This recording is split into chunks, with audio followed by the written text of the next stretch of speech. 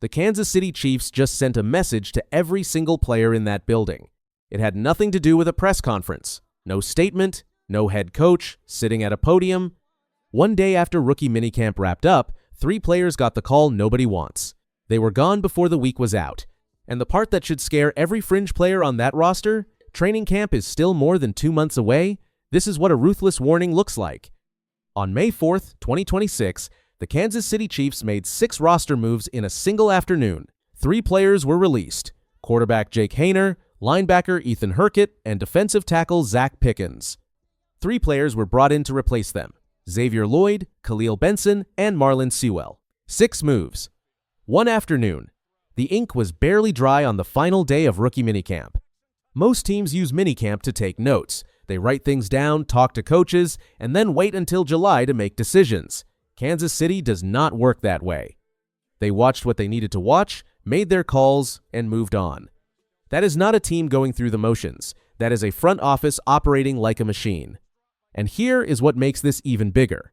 At the exact same time those 3 players were being cut, the Chiefs were signing members of their 2026 draft class, including quarterback Garrett Nussmeier and linebacker Cyrus. New blood walking in the front door while veterans walked out the back.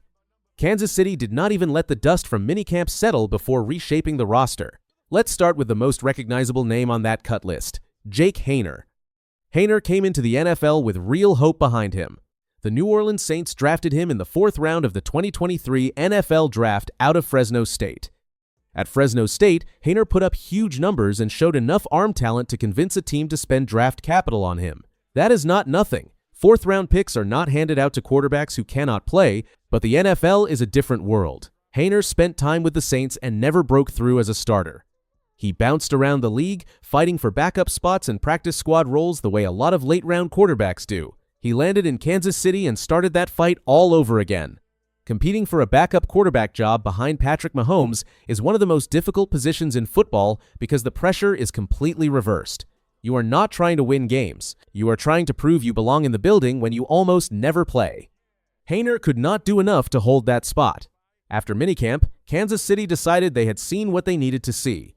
One phone call later, Haener was released. And now, Garrett Nussmeier, the Chiefs' new draft pick out of LSU, steps into that competition. The room just changed completely, and Haener did not survive the shift. Remember what we said at the top. This warning came before a single padded practice. Haener never even got to training camp. Zacch Pickens is a name that should ring a bell for anyone who followed the 2023 NFL Draft. The Chicago Bears selected Pickens in the 3rd round, 76th overall. 3rd-round picks are supposed to be contributors. They are supposed to push for playing time, earn rotational snaps, and develop into roster staples. The Bears spent real draft capital on Pickens because they believed in what he brought as a defensive tackle. It did not work out in Chicago. Pickens was released by the Bears and eventually found his way to Kansas City. When a player like that lands with the Chiefs, it feels like a second chance. Kansas City has turned plenty of cast-off players into contributors. The system there gives people real opportunities if they show up ready to work. Pickens did not grab that opportunity. After minicamp, the Chiefs cut him just like the Bears did. 2 NFL franchises have now decided Pickens is not the answer. He entered minicamp needing to make a strong impression. Whatever the coaches saw, it was not enough to keep him around for training camp. Gone before July, gone before pads, gone before a single real practice rep with the starters. That is a hard way to find out where you stand. So who did the Chiefs bring in to replace those 3 players? Xavier Lloyd, Khalil Benson, and Marlon Sewell signed contracts with Kansas City on the same day those cuts were made. These are not household names. If you are not watching the NFL Wire closely, you probably scrolled past their names without a second thought, but that is the wrong way to look at it. The Chiefs do not sign players out of sympathy. They do not hand out contracts because a guy needs a job. If you were signing with Kansas City, you showed something. Maybe it was during the minicamp evaluation process. Maybe it was on film the coaches reviewed. Whatever it was, those 3 players gave the Chiefs enough reason to say yes when they said no to Haener, Hurkett, and Pickens. The question that gets answered in training camp is simple. What did Lloyd, Benson, and Sewell show that the other 3 did not? Kansas City thought it was worth finding out. That is the part of roster building that never makes the highlight reels. Scouts watching film at midnight, position coaches sending notes after minicamp workouts end. Front office staff comparing options before the buses even leave the facility. By the time those 6 transactions hit the NFL wire on May 4th, Kansas City had already done hours of work the public never sees. The moves looked fast. The decisions behind them were not made in a hurry at all. Here is where the story takes a different turn entirely. While those roster moves were happening, the Chiefs were also processing the paperwork on their 2026 draft class. That includes quarterback Garrett Nussmeier and linebacker Cyrus. These are not street free agents. These are players Kansas City specifically targeted with draft picks, which means the organization committed real assets to bring them in.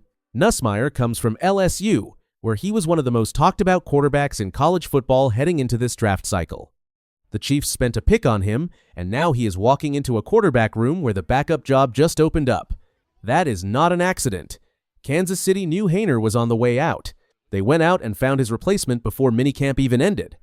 Cyrus joins a linebacker group that now has one more competition battle to sort out before the season starts. He is a rookie walking into a winning culture with high standards and a coaching staff that has very little patience for players who do not pick things up fast. The message from both signings is clear. The Chiefs are not standing still. They are not waiting to see how the roster fills out on its own. They identified what they needed, drafted the players they wanted, and let the underperformers go all in the same week. That is how a Super Bowl caliber organization operates. If you are still on this roster right now, you know exactly what that means for you when July comes. Here is the part every fringe player on the Kansas City roster needs to understand. These moves happened in early May, not August. Not after the 3rd preseason game when rosters go from 90 players to 53. These cuts happened in May, one day after rookie minicamp, before a single drop of sweat hit the ground at a real training camp practice. Most teams wait. Kansas City did not. That gap matters more than people realize. When a team cuts players this fast, this early, it tells you exactly how they evaluate talent. They do not need 90 days and 4 preseason games to make up their minds. They know what they are looking for. They watch one minicamp, and they know. And if you are not showing it, they move on immediately. No grace period, no extra time to make your case. Think about what that means for the players who survived this first cut. They are still in the building, but they watched 3 teammates lose their spots before training camp ever opened. That is not a subtle warning. That is the organization standing up and making itself completely clear. Compete at every single rep, or someone else will have your spot before you finish unpacking your bags. We said at the start that the Chiefs sent a message without a press conference. Now you know exactly what that message said. The Chiefs are not rebuilding. Patrick Mahomes is still there. Andy Reid is still coaching. This team does not wait on anything. The 3 players who got cut were fighting for spots at the bottom of the roster. Not starters, not key pieces, just guys trying to hold on. And Kansas City still moved them out in May. 6 moves. 1 afternoon. 3 out, 3 in. 2 draft picks already signed, and training camp has not even started. If the Chiefs cut players this fast in May, what happens in August when 37 guys have to go home in a single weekend? That answer is coming, and every player still in that building already knows it. The ruthless warning came first, everything else will be harder. That is how Kansas City runs things before training camp even starts.